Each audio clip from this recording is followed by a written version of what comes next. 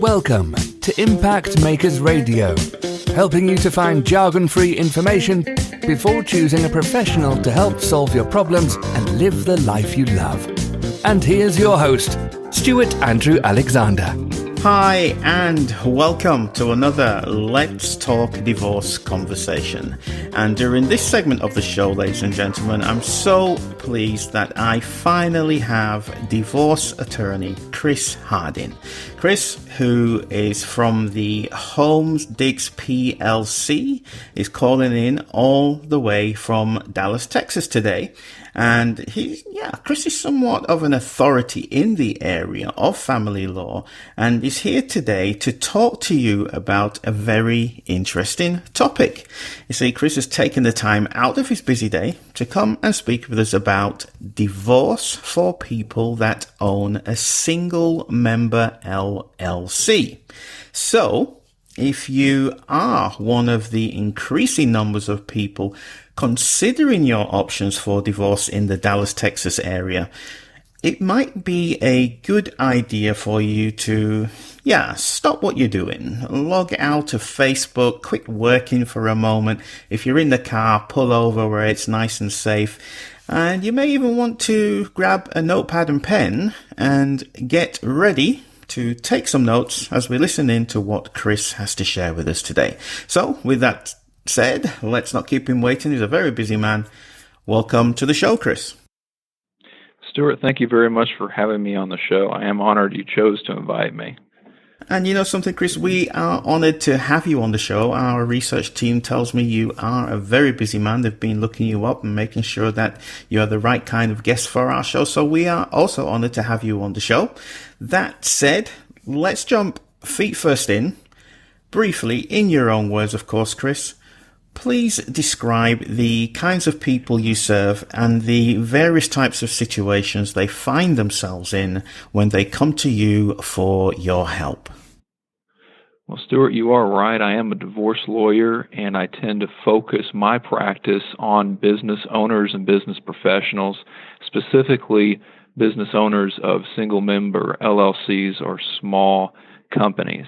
When they come to me, they know or they're expecting that they're going to be going through a divorce soon, and they want to make sure that they have come to a professional, have gotten quality help, and that they know engaging that quality help sooner rather than later is important to prevent problems down the road. Okay, so now that we have an idea of who you help then, Chris, it goes without saying that anything you share with us from this point on today is not legal advice or legal assistance. It's purely for the purpose of disseminating information. Would you just care to expand on that very briefly in your own words, Chris? Sure. So you're right, I can't share any client-protected information, but many of the people that come to me own their own businesses. Those businesses are producing products nationally or just locally. They provide services, and these businesses are typically built up during the course of a marriage. And so when a business owner is going through a divorce, that business has to be taken into account through the divorce process. So, with that said then, Chris, when you think about those people you help, those business owners who come to you for your assistance, what's the most common misconception they have surrounding today's topic of divorce for people that own a single-member LLC? Well, it starts with their conceptions when they come to me. Many of these business owners have built this business from the ground up, typically by themselves or with limited help from their spouse. Their spouse may not even know how their business operates or runs. Meanwhile, that business owner has taken every aspect of that business forward, from the conceptualization to product marketing to marketing in general. They know everything about that business. They've done it all. So this leads to two main misconceptions. One, that this is totally their business. The other party would not be entitled to anything through a divorce court in Texas. And then two, that the business has no value to the other person and wouldn't pay a part or play a part in the division of assets in the divorce. Okay, then. So, based on what you just shared with us, then, Chris, and obviously keeping your client's confidentiality in mind, please share an example or even a case study, so to speak, of how you have helped or even how you would go about helping somebody who came to you with those challenges or with that misconception you just described, and what kind of transformational results you were able to, or in general, would be able to gain for them. Okay, let's do a case study. That's probably the best way to describe this. If I had somebody come to me and they had a single member limited liability company, and that company was producing a single product nationally, so they have a national market where they're sending out this single product, and that client did all of the work building that business. They came up with the product, they had the patent, they were producing the product largely by themselves, and as orders got bigger, they started hiring temporary help and then full-time help. They're doing the bookkeeping, they're doing the marketing. That client, a lot of the time, thinks that because they've built up this business, they've done it themselves, they're the only member, it's not going to play any part in the divorce. That's absolutely wrong. When they come to me, the first thing that we would do is explain the reality of the situation. Yes, that is going to figure into the divorce. And then the second thing we would do is start setting it up to benefit them the best way, how it would play into the divorce. Now, with a company like that, the valuation of the company is going to really matter, because that company is likely to be the largest asset of a marriage, especially if it's a successful business. And valuation is a complex thing that you can do a couple of different ways. And so you want to make sure that you look at each of the different ways and have the most beneficial method of valuation put forth for the value assigned to that company. As a reminder, ladies and gentlemen, my guest today is divorce attorney Chris Hardin from Holmes Diggs PLLC in Dallas, Texas, and is here today talking about divorce for people that own a single-member LLC. Now then, Chris, with that in mind, and for those business owners out there who are listening in right now, what's one of the many pitfalls, and I do make an extra point of stressing the point, many pitfalls, as I know there are so many that you could share with us today, but what's one of the many pitfalls or misguided truths even that they need to be aware of no matter what situation they find themselves in? So with these small member LLC companies, it's not just the fact that the business plays a part in the divorce and that the valuation is complex. It's that the valuation is just going to be a simple listing of all assets and liabilities of the company. That is not going to be an accurate valuation. The misconception is that that's all they need to do. No, the real thing that needs to happen is a valuation of the business that also addresses what portion of the value can be attributed to personal goodwill versus business goodwill. And these two concepts can drastically affect the value of the business and how it plays into the divorce. Personal goodwill is an asset that basically follows a particular person, and business goodwill follows the company. Just for an example, if you go to a dentist's office, do you go because of that particular dentist and your history with that dentist, or because it's the Castle or some chain? And valuing the business of that dentist, most patients will end up following the dentist. So a lot of the value associated with that business follows the particular dentist. It's personal goodwill. However, when we talk about something like a McDonald's franchise, no customer cares who owns that McDonald's. They just care that it is a McDonald's. So personal goodwill in that situation and valuing that franchise, for example, is almost nil. It's zero. So, Chris, tell me something. I'm kind of curious at this stage. How many years have you been a practicing divorce attorney? 7.5 years. Okay, so within that span of time then, Chris, when you think about all the clients that you've helped to achieve the transformation they were looking for when they initially reached out to you, on a deep down personal level, Chris, what does it give you? How does that make you feel? So I've always known I wanted to be a trial lawyer and in the courtroom, and I've always known I wanted to help people, and particularly business owners, whether it's a small business or a large business. So whenever a client comes to me with this particular problem set, I'm pretty excited. I'm excited because I know I have value to give back to them in the form of advice and in making sure that we can protect their interests and give a solid in-case scenario and division of assets. So when they come to me, I'm very excited to be able to help. And how does that actually make you feel then, Chris, when you're actually able to help those clients of yours? Satisfied. This is one of the things that I've always enjoyed doing. And so once I can put that value out there and I can get them a good result, I'm satisfied that I've done my job, that I've completed one of these purposes I feel that I'm called to do. It makes me feel satisfied. I'm just wondering, Chris, if you could share a lesson that you learned early on that still influences how you do business today. Could you do that for us? Absolutely. One of the biggest lessons that I've learned is just hold true to that old mantra. Hope for the best, prepare for the worst. So when a client comes to me with this particular situation, we're hoping for the best, that the valuation comes through true, it's easily understandable, and leads to a beneficial or hopeful outcome. Prepare for the worst. Gather all the information right away. Start that valuation process right away.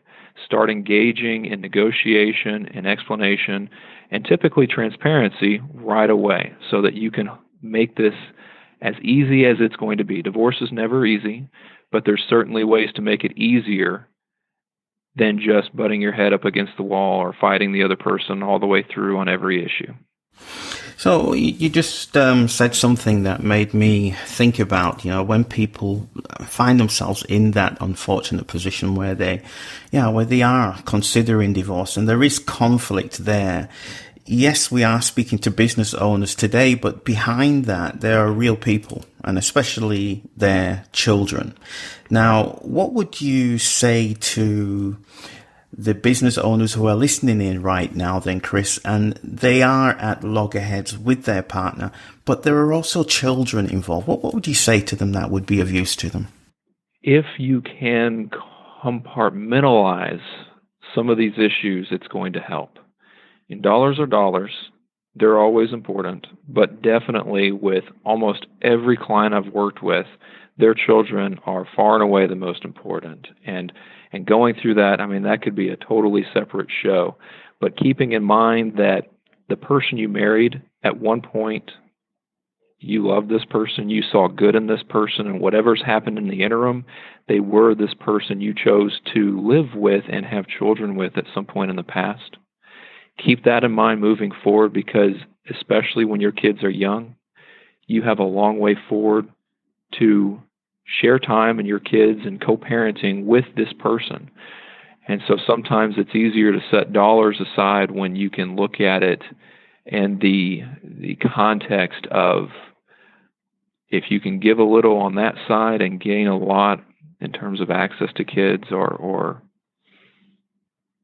amicable resolution on the children's issues and access to kids, that is going to be well worth your time. You're always going to be able to make more money in the future, but you can't get back time that you've lost with your kids. So spend a brief moment, if you would then, Chris, just telling us a little bit about your backstory and especially your formal education and your experience as it relates to the topic of divorce. Absolutely.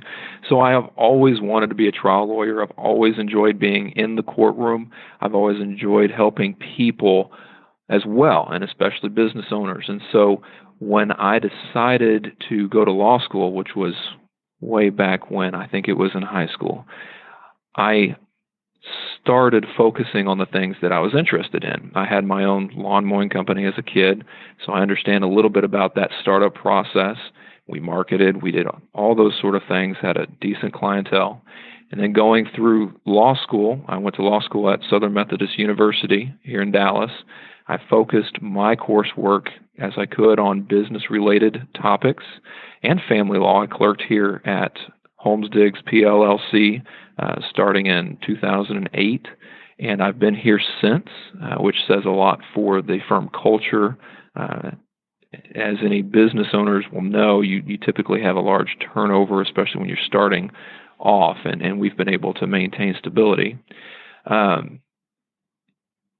also jumped in on all cases as soon as I could, learning about different businesses, learning about how those businesses are run, learning about how small business owners and then larger business owners deal with their businesses. I deal with a lot of experts, and I have in the past on a day-to-day basis in these valuations. And so those sort of things have helped position me as an expert in this area of law and in this particular subset of divorces.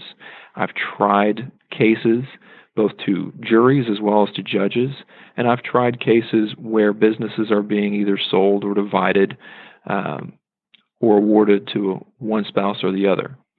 That's another thing that many potential clients or many business owners don't always look for. You want an attorney that's actually tried these cases, whether it's to a judge or a jury, because there are plenty of attorneys that touch these cases, but because so many cases end up settling for one reason or another, there's a very few number of attorneys that actually have tried these cases all the way through. So that's actually a good segue into my next question then, Chris, especially for those business owners who are listening in right now. What's the most important thing? I know you just alluded to making sure that they have experience, that they have actually tried cases, but what's the most important thing that small business owners should consider when evaluating a divorce attorney? There's a couple of things. Of course, reputation, and you can find reviews online. You can find different credentials. For me, I'm board certified by the Texas Board of Legal Specialization of Family Law, and then I've just been voted one of the best lawyers under 40 in D Magazine. So you can find those sort of credentials as well. And then when you're talking to that attorney, you want to make sure, especially with divorces that involve businesses, they have support staff and the bandwidth to handle whatever may come up. These are not simple cases. Smaller firms may not have the staff support necessary to properly handle these cases. You want to make sure that they have the staff and also they have the experience. Talk with the attorney, see how many cases they've actually taken to trial, what businesses they've actually dealt with. Have they dealt with businesses similar to yours? Do they have some sort of understanding of the stresses and strains that your type of business goes through, and you do as a business owner? That way you're going to save a lot of time and money, because if you don't do that research up front, you may end up needing to switch attorneys or lawyers mid-case, and then you're spending a lot of time and money helping that attorney catch up to where you were before. So for those business owners then, Chris, that own a single-member LLC, what final thoughts would you like to leave them with before we close out with our last question for today? First, congrats. Owning your own business is extremely challenging. It can also be extremely rewarding. So congrats to doing it. There's not many people that can say they've stepped out and done it successfully. And then to make sure that you protect that business you've built through the divorce process. Talk with an experienced lawyer. Make sure that you understand the ins and outs of how your business or your business interest will be affected through that process, and then make sure that your business or your business interest is protected. Okay, then, Chris, so if there is somebody out there who, after listening to you for the last 15, 20 minutes or so, feel that they need to know more, what's the easiest way for them to connect with you? I'm on the web at www.texasfamilylawyers.com or texasfamilylawyers.me. That's the best way to get a hold of me. Okay, Chris, we are out of time today. I have a feeling that we could sit here and talk about this topic for hours and hours, especially speaking to business owners, as we're both business owners ourselves. However, we do have to go. So again, as a reminder, ladies and gentlemen, that was divorce attorney Chris Harding. Thank you so much, Chris, for sharing so generously with us today. You have certainly demonstrated that you are a true educator, advocate, and trustworthy advisor for your client's success. So thank you. Thank you, Stuart. It was great being on the show. You are so welcome, my friend. And I'd also like to take a moment to say a big thank you to you. Yes, you, the business owner of a Single LLCs out there in the Dallas-Fort Worth area. Thank you for joining us on this, what I can only describe as a very insightful and informative discussion with one of the leading divorce attorneys in the Dallas-Fort Worth, Texas area. Again, his name is Chris Harding. Make sure you do check him out. Give him a call. Check out his website. There are some great resources on there. I'm sure that after listening to Chris today, whatever you do decide to do, that you'll most certainly be in good hands. So that's it for today, folks. Again, my name is Stuart Andrew Alexander, and we'll be back shortly with some more leading divorce professionals in this, our series of Let's Talk Divorce Conversations. So, until then, take care, have a great day, and we'll talk real soon. Thank you for tuning in to Impact Makers Radio. To listen to all past, present, and future industry thought leaders and trendsetters, visit us at impactmakersradio.com.